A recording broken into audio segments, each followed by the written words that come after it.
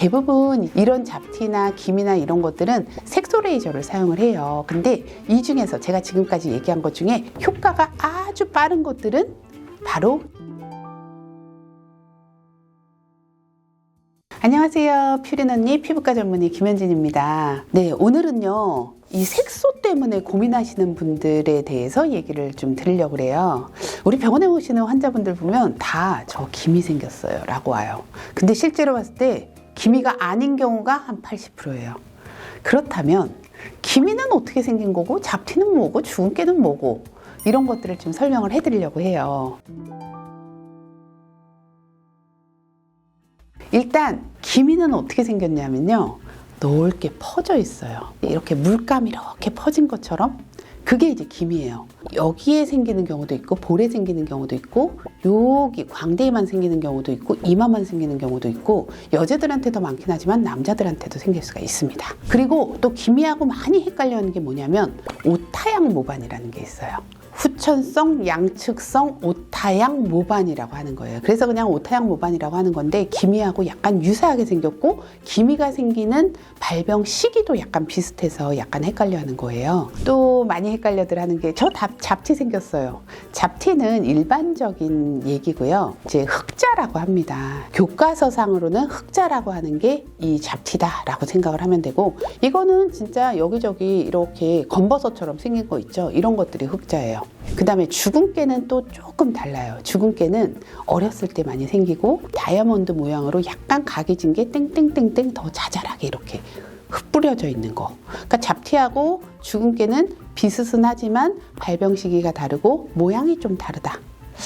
설명을 해보니 환자들이 헷갈릴 만도 하네요. 그래서 진단이 중요하고 여기에 따라서 치료와 경과가 좀 달라져요. 치료도 좀 달라지고 경과도 달라지고 그리고 내 피부 타입도 다르잖아요. 그러니까 땡땡 아무개 엄마가 기미 치료를 했는데 정말 망했어. 나도 망한다 라고 생각할 필요는 없고요. 땡땡 엄마가 잡티 치료했는데 너무 깨끗해졌어. 근데 내가 갔을 때 이게 깨끗해지지 않을 가능성도 굉장히 많다라고 생각을 하시면 됩니다.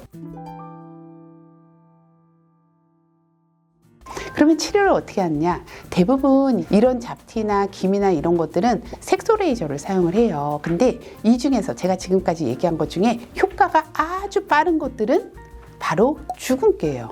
주근깨는요, 우리가 조직학적으로 가장 표면에 색소가 이렇게 분포를 한 거기 때문에 3번 요렇게만 치료를 해도 많이 없어질 수가 있습니다. 그런데 문제는 주근깨는 다시 재발을 할 가능성이 많기 때문에 요거는 염두에 두셔야 된다라고 생각을 하시면 되고요. 그 다음에 이제 기미 같은 경우에는 기미도 표피형 기미, 진피형 기미, 혼합형 기미 이렇게 기미도 종류가 많아요. 표피는 당연히 빨리 없어질 수 있겠죠. 깊이 있는 것들은 조금 오래 해야 되겠고요. 그리고 기미는 보면 이 볼에 있는 거하고 여기 있는 기미하고 또 경과가 굉장히 다릅니다. 볼에 있는 기미는요, 저는 꼭 하라고 해요. 생각보다 효과가 좋은 경우가 굉장히 많아요. 기미는 정말 꾸준하게 인내심을 가지고 하면 진짜 많이 좋아집니다. 경험이 많은 선생님을 한번 찾아서 상담을 한번 받아보시라고 합니다. 포기해야 될 기미는 사실은 어디냐면 요 광대 밑에 있는 기미는 안경팁 기미처럼 이렇게 생긴 거 있죠.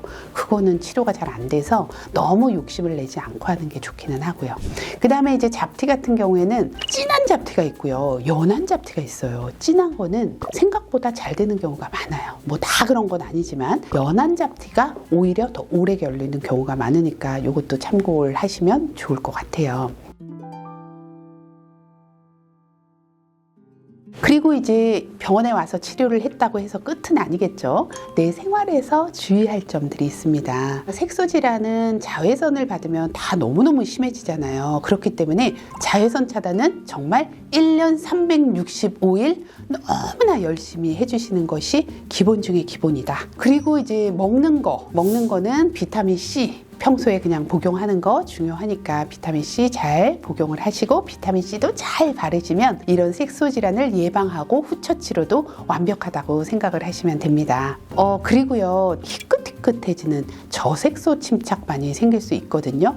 이 같은 경우에는 치료가 굉장히 어려워요. 그리고 이 희끗희끗한 거는 왜 생기냐면 너무 세게 빨리 빨리 없애려는 욕심 때문에 생기는 경우가 많기 때문에 환자분 자체도 이거는 느긋하게 치료를 하고 싶다라고 얘기를 하는 게 우리 의사들도 거기에 맞춰서 치료를 하고 너무 욕심을 내다 보면 항상 문제가 생길 수 있고 희끗희끗해지는 거는 멜라닌 세포 자체가 죽은 거기 때문에 다시 생기기가 굉장히 어렵거든요. 그래서 어쨌든 색소 질환은 욕심을 버리고 치료를 하자라는 얘기를 꼭 드리고 싶습니다. 네, 오늘은 색소 질환에 대해서 얘기를 했는데요. 도움이 되셨으면 좋겠습니다. 퓨린 언니 피부과 전문의 김현진이었습니다.